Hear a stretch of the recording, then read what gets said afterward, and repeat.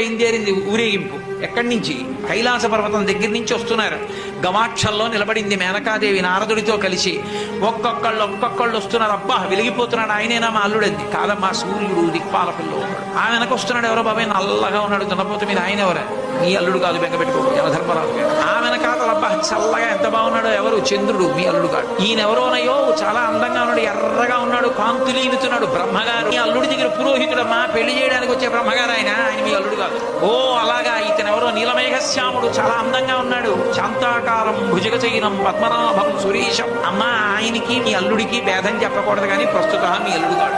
ఆయన వెళ్ళిపోయాడు, ప్రదోష వేళ అయిపోయింది. రాడు వెడుతూనే ఉంది ఊరేగింపు. వస్తున్నారు మగపెళ్లి వారు. అలా ఆఖరికి ఒక ఆయన వచ్చాడు.